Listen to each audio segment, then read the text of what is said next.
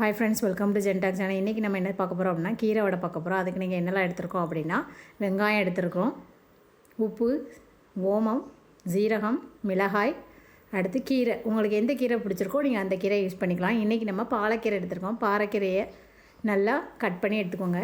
1 cup கடலை மாவு, 1 cup பட்டாணி மாவு. இப்போது இந்த எல்லாத்தையுமே நம்ம நல்லா மிக்ஸ் பண்ணிக்கலாம். அதுக்கு முன்னாடி கீரையை நல்லா ரெடி பண்ணி எடுத்துக்கலாம். கீரையை பச்சை வாசம் போகணும். அதனால் ஒரு பேனில் எண்ணெய் எதுவுமே சேர்க்க வேண்டாம். கீரை நல்லா வேகணும். ஒரு 10 நிமிஷம் நல்லா வேக வச்சு எடுத்துக்கோங்க. எண்ணெய் சேர்க்காமல் அடுப்பில் வச்சு நல்லா வதக்கி எடுத்துக்கலாம். ஒரு பவுலில் நம்ம வெங்காயம் கட் பண்ணி வச்சுருக்கிறத சேர்த்துக்கோங்க. நல்லா மிக்ஸ் பண்ணிக்கோங்க. வெங்காயத்தை கையை வச்சு நல்லா பிசைஞ்சு எடுத்துக்கோங்க. அடுத்து நம்ம இஞ்சி சேர்த்துக்கலாம். கொஞ்சமாக இஞ்சியை கட் பண்ணி சேர்த்துக்கோங்க. அடுத்து 2 மிளகாய் கட் பண்ணிக்கோங்க. அப்புறம் ஓமம் 1 டேபிள் ஸ்பூன் சேர்த்துக்கோங்க. ஜீரகம் 1 டேபிள் ஸ்பூன் சேர்த்துக்கோங்க. காயப்பொடி இருந்தால் 1 டேபிள் ஸ்பூன் சேர்த்துக்கலாம். அடுத்து உப்பு சேர்த்துக்கோங்க. உப்பு, காயப்பொடியெல்லாம் சேர்த்துட்டு இது ஈஸ்ட் இருந்தாலும் உங்களுக்கு லேசாக சேர்த்துக்கலாம். பேக்கிங் பவுடர் இருந்தால் பேக்கிங் பவுடர் சேர்த்துக்கலாம். அப்படி இல்லை ஈஸ்ட் போட்டோம் அப்படின்னா கொஞ்சம் நல்லா சாஃப்டாக வரும். ஈஸ்ட் சேர்க்கணும்னு அவசியம் இல்லை, இருந்தால் நீங்கள் லைட்டாக சேர்த்துக்கலாம். இப்போ கீரை நல்லா வெந்துடுச்சு. கீரையில் இருக்க தண்ணியெல்லாம் போகணும். தண்ணியெல்லாம் வற்றினதுக்கப்புறம் கீரை நல்லா வெந்ததுக்கப்புறம் அதை எடுத்து நம்ம பவுலில் சேர்த்துக்கலாம். அதுக்கு முன்னாடி பவுலில் போட்ட எல்லாத்தையும் நல்லா மிக்ஸ் பண்ணிக்கலாம். வெங்காயம் எல்லாம் தனித்தனியாக உதிரியாக வரணும். அந்தளவுக்கு நல்லா மிக்ஸ் பண்ணிக்கோங்க. வெங்காயம் உதிரியாக வந்தால் தான் நமக்கு கீரை வடை நல்லா டேஸ்டியாக இருக்கும். இப்போ இதெல்லாம் நல்லா மிக்ஸ் பண்ணியாச்சு. உப்பு சேர்த்தாச்சு 1 டேபிள் ஸ்பூன். உப்பு சேர்த்து நல்லா மிக்ஸ் பண்ணதுக்கப்புறம் இப்போ நம்ம வதக்கி வச்சுருக்க கீரையை இது கூட சேர்த்துக்கலாம். கொஞ்சமாக எண்ணெய் சேர்த்துக்கோங்க. 1 டேபிள் ஸ்பூன் எண்ணெய் சேர்த்துட்டு நல்லா மிக்ஸ் பண்ணி எடுத்துக்கலாம். இப்போ நம்ம பட்டாணி மாவு எடுத்துக்கோங்க. அது ஒரு 200 கிராம் எடுத்துருக்கோம். இது 250 கிராம் கடலை மாவு எடுத்துக்கோங்க. 200 கிராம் பட்டாணி மாவு, 250 கிராம் கடலை மாவு சேர்த்துக்கோங்க. அரிசி மாவு இருந்தால் ஒரு 100 கிராம் சேர்த்துக்கோங்க. இன்றைக்கி நம்ம கடலை மாவும் பட்டாணி மாவும் வச்சு தான் சேர்க்க போகிறோம். வேறு எந்த மாவும் சேர்க்கலை. இப்போ இதை நல்லா தண்ணி சேர்க்கறதுக்கு முன்னாடி நல்லா மிக்ஸ் பண்ணிக்கோங்க. மிக்ஸ் பண்ணிவிட்டு அதுக்கப்புறம் கொஞ்சம் கொஞ்சமாக தண்ணி சேர்த்து பிணைஞ்சு எடுத்துக்கலாம்.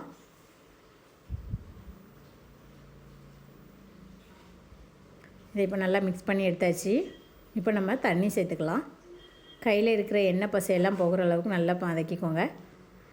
இப்போ நம்ம என்ன செய்ய போகிறோம் அப்படின்னா வதக்கி வச்சுருக்க கீரை ஆறுனதுக்கப்புறம் நம்ம பவுலுக்கு மாற்றிக்கலாம். கீரை நல்லா ஆறிடுச்சு.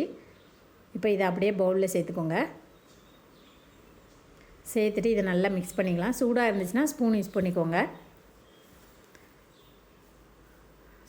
ஸ்பூன் வச்சு 2 மிக்ஸ் பண்ணிவிட்டு அதுக்கப்புறம் கொஞ்சம் ஆறுனதுக்கப்புறம் நம்ம கையை வச்சு சேர்த்துக்கலாம். இல்லைனா கீரை நல்லா ஆறுனதுக்கப்புறமே நீங்கள் சேர்த்திங்கன்னா கையை வச்சு நல்லா பண்ணி எடுத்துக்கலாம். இப்போ கொஞ்சம் தண்ணி சேர்த்துக்கலாம். ரொம்ப தண்ணியாக இருக்கக்கூடாது, ரொம்ப கெட்டியாகவும் இருக்கக்கூடாது. தண்ணி சேர்த்துட்டு நல்லா மிக்ஸ் பண்ணிக்கோங்க. நல்லா மிக்ஸ் ஆனதுக்கப்புறம் நம்ம ஒரு 10லேருந்து 20 நிமிஷம் நல்லா ஊற வைக்கணும். அந்த வெங்காயம் கீரை எல்லாம் ஒன்றோட ஒன்று நல்லா சேரணும். அதனால் ஒரு 20 நிமிஷம் நல்லா ஊற வச்சுட்டு அதுக்கப்புறம் நம்ம என்ன செய்யலாம் அப்படின்னா எண்ணெயில் பொரிச்சு எடுத்துக்கலாம். ரொம்ப தண்ணியாகவும் இருக்கக்கூடாது, ரொம்ப கெட்டியாக இருக்கக்கூடாது. தண்ணியாக இருந்துச்சுன்னா நீங்கள் கூடுதல் மாவு சேர்த்துக்கோங்க. இந்த மாதிரி நல்லா பிணைஞ்சு எடுத்துக்கோங்க. 1 டேபிள் ஸ்பூன் எண்ணெய் சேர்த்துக்கலாம் நம்ம. இப்போ மாவு நல்லா பிணைஞ்சு எடுத்ததுக்கப்புறம்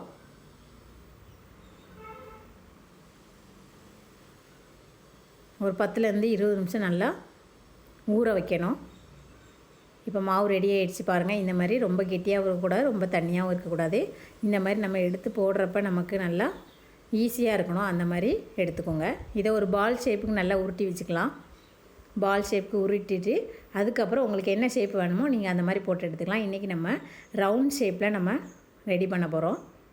பால் ஷேப்பை உருட்டி ரவுண்ட் ஷேப்பாக நம்ம ஒரு பிளேட்டுக்கு மாற்றி வச்சுக்கலாம். வடை தட்டுற மாதிரி தட்டி எடுத்து வச்சுக்கோங்க. இல்லைனா நீங்கள் குட்டி குட்டியாக போண்டா போடுற ஷேப்புக்குனாலும் போட்டுக்கலாம், உங்கள் இஷ்டம்தான். இப்போ நம்ம ஒரு பால் ஷேப்புக்கு உருட்டி அதை வடை ஷேப்புக்கு தட்டி எடுத்தாச்சு. இன்னும் நம்ம பெருசாக போடனாலும் போட்டுக்கலாம். இந்த மாதிரி எல்லாத்தையும் தட்டி எடுத்துக்கோங்க. இப்போ இதை எண்ணெயில் போட்டு பொரிச்சு எடுத்துடலாம். எண்ணெய் நல்லா சூடாகணும். சூடானதுக்கப்புறம் ஒன்று ஒன்றா சேர்த்து பொரிச்சு எடுத்துக்கோங்க.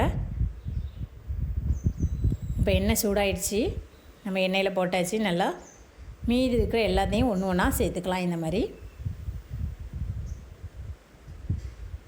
கீரை வடை ரொம்ப ஹெல்த்தியாக இருக்கும். கடலை மாவுக்கு பதிலாக நம்ம அரிசி மாவும் சேர்த்துக்கலாம். இன்றைக்கி நம்ம கடலை மாவில் தான் செஞ்சுருக்கோம். இப்போ எல்லாத்தையும் சேர்த்தாச்சு. இப்போது ஒரு சைடு நல்லா வெந்ததுக்கப்புறம் நம்ம நெக்ஸ்ட் சைடு நல்லா மாற்றிக்கலாம். கொஞ்சம் வேகிறதுக்கு டைம் ஆகும். ரொம்ப கறியிடக்கூடாது, லோ ஃப்ளேமில் வச்சுக்கோங்க. எண்ணெய் நல்லா சூடானதுக்கப்புறம் நம்ம கொஞ்சம் தீயை குறைச்சி கூட்டி வச்சுக்கணும். அப்போ தான் வடை நல்லா கருகாமல் இருக்கும், இல்லைன்னா வடை கருகிடும். இப்போ எல்லாத்தையுமே சேர்த்தாச்சு. இப்போ இந்த சைடு வெந்திருக்கு, நம்ம மாற்றி போட்டுக்கலாம்.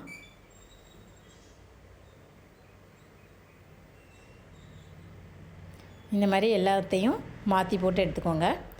ஒரு சைடு வெந்ததுக்கப்புறம் இன்னொரு சைடு மாற்றிக்கலாம். கீரை வடை ரெடி ஆகிடுச்சு. இன்னும் 2 சைடு வெந்ததுக்கப்புறம் நம்ம எண்ணெயெல்லாம் நல்லா ஃபில்ட்ரு பண்ணிவிட்டு பிளேட்டில் மாற்றிக்கலாம். ஈவினிங் ஸ்நாக்ஸுக்கு ரொம்ப நல்லாயிருக்கும். 4 வடை வெந்துருச்சு. இன்னும் மீதி 3 எண்ணம் வேக வேண்டியிருக்கு. வெந்ததுக்கப்புறம் நம்ம பிளேட்டுக்கு மாற்றிக்கலாம். 2 பக்கமும் வெந்துருச்சு. இப்போ நட்ஸில் போட்டிருக்கிறது நல்லா ப்ரௌன் கலராக ஆகிடுச்சு பாருங்கள். இந்த மாதிரி நல்லா ப்ரௌன் கலராக வந்ததுக்கப்புறம் நம்ம இன்னும் வேகலை அப்படின்னா இன்றைக்கி கூடுதல் டைம்னாலும் வச்சு வேக வச்சு எடுத்துக்கோங்க. நல்லா பொன்னிறமாக ஆனதுக்கப்புறம் நம்ம பிளேட்டுக்கு மாற்றிக்கலாம். இப்போ எல்லாத்தையும் திருப்பி போட்டாச்சு.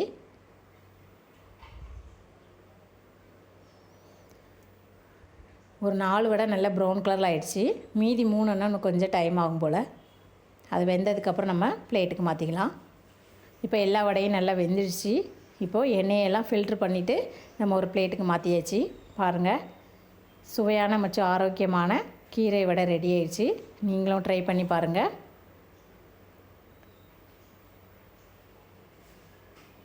தேங்க்யூ.